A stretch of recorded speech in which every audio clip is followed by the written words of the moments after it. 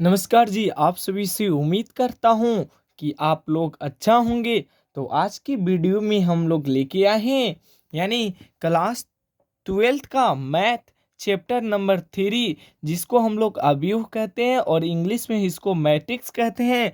प्रश्नावली 3.1 का करा है कि यदि अवयव ये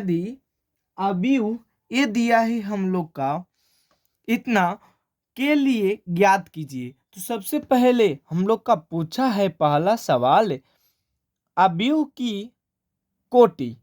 अवयव की कोटि पूछा है, तो अवयव की कोटि का सूत्र होता है R/C। R/C। अब आप लोग पूछेंगे कि R क्या है भैया और C क्या है। तो R को हम लोग इंग्लिश में रो कहते हैं और C को इंग्लिश में कॉलम कहते हैं। कॉलम कहते हैं।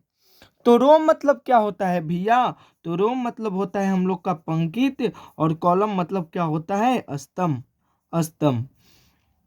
अब पंक्ति क्या होता है भैया? तो पंक्ति इस प्रकार जो होता है इसको हम लोग पंक्ति कहते हैं और इसको इस प्रकार से खारा को हम लोग स्तंभ कहते हैं। तो इसी प्रकार से हम लोग चलते हैं और देखते हैं। तो कोटि हम लोग का होता है R/C। तो इसको हम लोग मिटकार लेते हैं और चलिए। तो आर मतलब क्या होता है? पंक्ति होता है। तो पंक्ति क्या है? अब पंक्ति देखिए, इस प्रकार से हमारा जो है एक पंक्ति, दो पंक्ति और तीन पंक्ति, यानी तीन पंक्ति। तो यहाँ पर हम लोग लिखेंगे 3 और यहाँ पर इसको हम लोग बाई पढ़ते हैं, तो बाई। और कॉलम को देखिए तो एक कॉलम इस प्रकार से खा रहा है, एक कॉलम, दो कॉलम, तीन कॉलम और चार कॉलम। तो 3/4। तो इस प्रकार से हम लोग का अवयव का कोटि निकल गया कितना? 3/4। अब हम लोग दूसरा सवाल देखेंगे। दूसरा सवाल कर रहा है कि अवयवों की संख्या। तो अवयवों की संख्या, तो अवयवों की संख्या का सूत्र होता है R/C।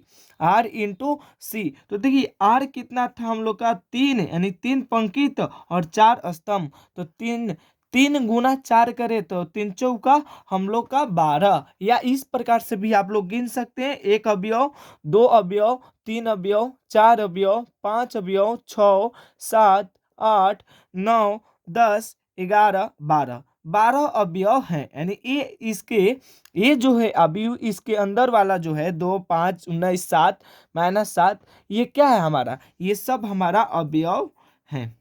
क्या है? तो ये सब हमारा अवयव है। तो इसी प्रकार से अवयव की संख्या हम लोग का कितना निकल गया? 12। अब चलते हैं हम लोग तीसरा नंबर में। तो तीसरा नंबर में कह रहा है कि अवयव दिया गया है और पूछा है A13 का मान। तो देखिए, 1 जो होता है यानी अवयव का व्यापक रूप क्या होता है, यहाँ पर आप लोग ध्यान दीजिए। अवयव का व्यापक रूप, अवयव का व्यापक रूप। देखिए, अवयव का व्यापक रूप क्या होता है? AIJ। क्या होता है अवयव का व्यापक रूप? AIJ। तो आई हम लोग का जो होता है पंक्ति होता है और जे जो होता है वह स्तंभ होता है। स्तंभ होता है। तो देखिए, A13 तो पहला पंक्ति कह रहा है, तो हम लोग का पहला पंक्ति ये है ना, है 2। और तीसरा स्तंभ कह रहा है, तो एक स्तंभ, दो स्तंभ, तीन स्तंभ, तो 19 होगा। पहला पंक्ति में 2 आ रहा है और तीसरा स्तंभ में क्या आ रहा है? 3। तो हम लोग कह सकते हैं 19। यानी हम लोग क्या कह सकते हैं? 19 हम लोग का आया। पहला पंक्ति और तीसरा स्तंभ में कह रहा है, तो इसका जो होगा 19 होगा।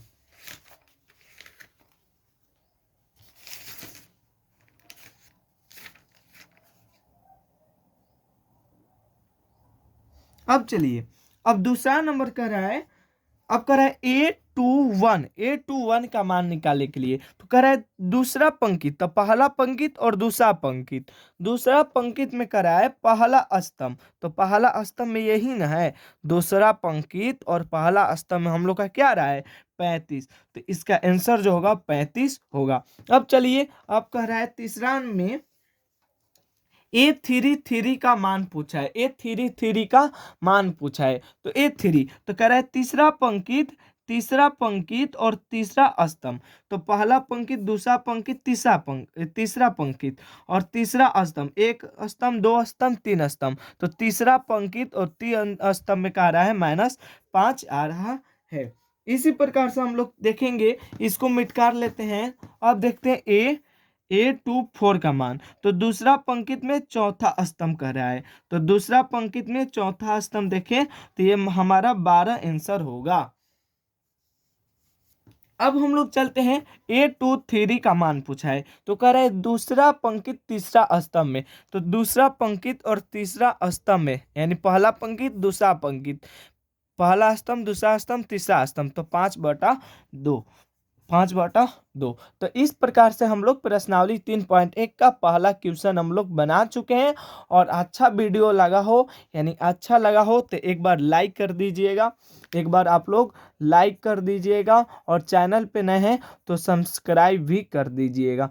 तब के लिए धन्यवाद। मिलते हैं नेक्स्ट वीडियो में। आप लोग योद्धा ऑनलाइन क्लासेस के साथ आप लोग जुड़ सकते हैं, और इसका स्क्रीनशॉट लेना चाहते हैं तो इसका स्क्रीनशॉट भी आप लोग ले सकते हैं। धन्यवाद।